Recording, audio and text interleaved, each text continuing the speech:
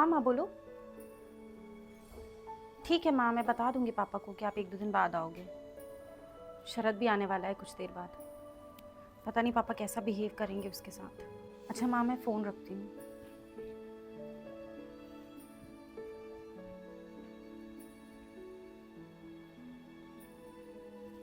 क्या बोल रही थी तुम्हारी मम्मी? कुछ नहीं, बोल रहे थे नानी की तबीयत ठीक नहीं है, 1-2 दिन बाद आएंगे। ओके। पापा, हम्म। आपसे कुछ बात करनी है। बोलो ना। शरद आ रहा है। तुमसे बोला था ना उससे दूर रहना, क्यों आ रहा है वो? शादी के लिए बात करनी। पूर्णिमा, तुमसे मना किया था मैंने, उससे शादी नहीं हो पाएगी। तुम समझती क्यों नहीं हो? पापा, शरद अच्छा लड़का है। बेटा, अच्छा होने से जिंदगी नहीं चलती है। पापा, मैं उससे और वो मुझसे बहुत प्यार करता है। बेटा, प्यार से भी जिंदगी नहीं चलती। तो फिर जिंदगी चलाने के लिए क्या जरूरी है आपकी नजर? पैसा। ऑब्वियसली पैसा बेटा। हाँ तो शरद भी तो कमाता है पैसे, बिजनेस अच्छा चलता है उसका। बिजनेस का कोई भरोसा नहीं है, कभी भी बंद हो सकता अगर है। बंद हो भी गया तो 2 रोटी तो कमा के खिला ही देगा मुझे। कम से कम वो सरकारी नौकरी वाले लड़के की तरह तो नहीं, दहेज तो नहीं मांग रहा है। फिल्मी बातें मत करो। 2 रोटी मिल जाना ही सब कुछ नहीं होता। जिंदगी बहुत लंबी होती है। और दहेज लेना कोई गलत बात तो नहीं है ना। वो सरकारी नौकरी में है, थोड़ा बहुत दहेज देना तो बनता है ना। थोड़ा दहेज? पापा 10 लाख कैश और 4 व्हीलर मांग रहे हैं। घर गिरवी रखा है आपने, पता है ना आपको? तुम्हारी खुशी के लिए सब कुछ कर रहा हूं मैं। नहीं चाहिए मुझे ऐसी खुशी। अगर पैसों से खुशी खरीदी जा सकती तो हर अमीर इंसान खुश होता। मुझे कुछ नहीं सुनना है, बस। शरद आ रहा है, आपको उससे बात करनी पड़ेगी, बस।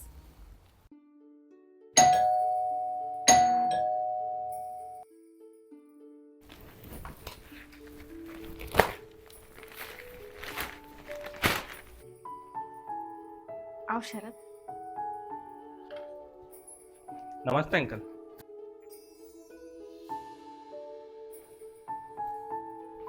बैठो शरद।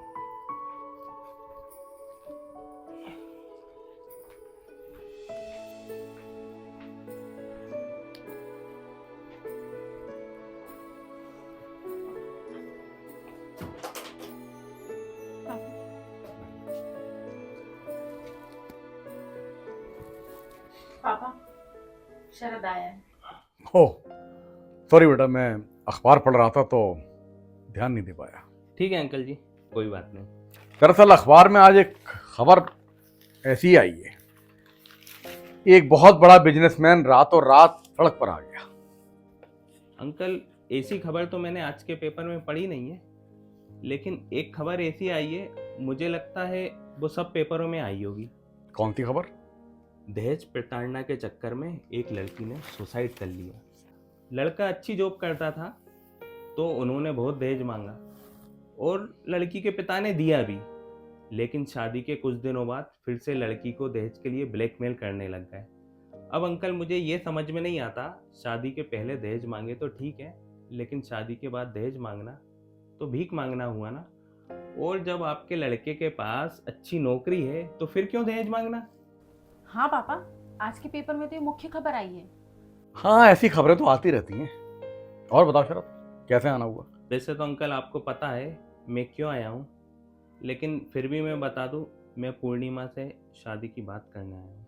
फिर तो तुम्हें पता होगा कि मैं इस शादी के लिए राजी नहीं हूँ। हाँ अंकल, मुझे पता है, और ये भी पता है मैं बिजनेस करता हूँ, इसलिए आप हमारी शादी के खिलाफ हैं। फिर तुम यहाँ क्यों आए हो?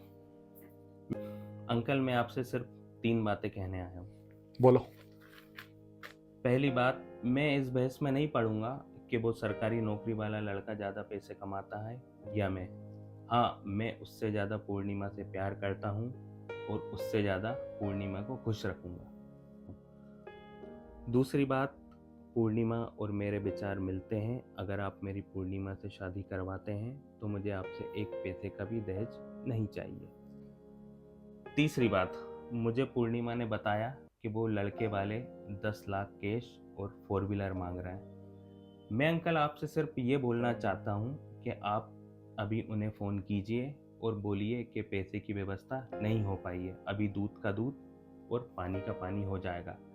अगर उन्होंने दहेज के बिना पूर्णिमा से शादी करने के लिए हाँ बोल दिया तो अभी और इसी वक्त मैं आपके घर से चला जाऊंगा और कभी पूर्णिमा की तरफ नहीं देखूंगा। हाँ पापा, सही बोल रहा है शरद। आप जहाँ बोलोगे वहाँ शादी कर लूँगी मैं, लेकिन एक बार आप उस लड़के से कॉल पे बात कर लो।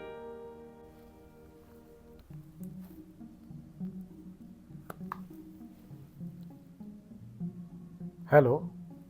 हाँ सूरज। हाँ अंकल, आपका नंबर सेव है, बोलिए ना। बेटा थोड़ा फ्री हो अभी, मुझे कुछ बात करना थी। हाँ अंकल, फ्री हूँ, बताइए क्या बात है।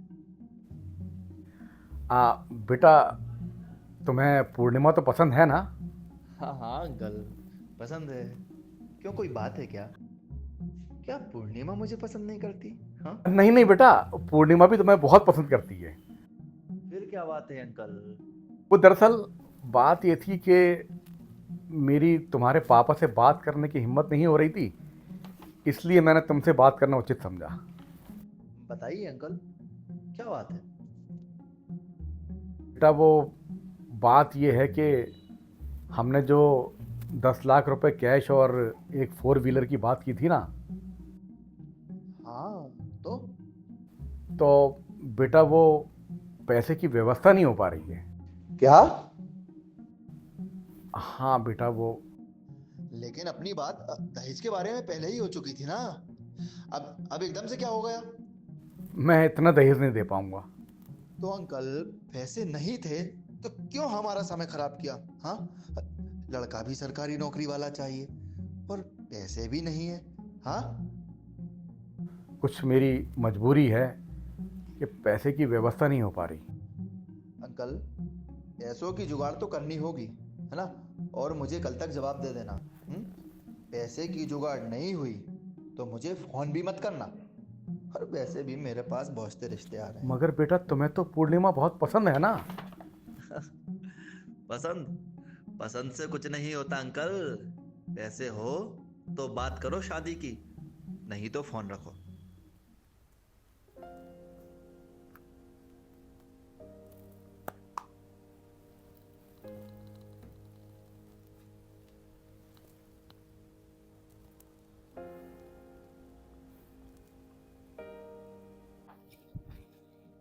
पापा, आप ठीक तो हैं? बेटा आज पहली बार मुझे किसी इंसान को समझने में भूल हो गई। सूरज पहले तो मुझसे अच्छे से बात कर रहा था, फिर जैसे ही मैंने उसे दहेज ना देने का बोला, उसने गिरगिट की तरह रंग बदल लिया। कोई बात नहीं पापा, मैं तो पहली मुलाकात में ही समझ गई थी कि वो लोग लालची हैं, पर हमारे पास तो शरद है ना। फिर बोलो ना पापा, आपको हमारा रिश्ता पसंद है?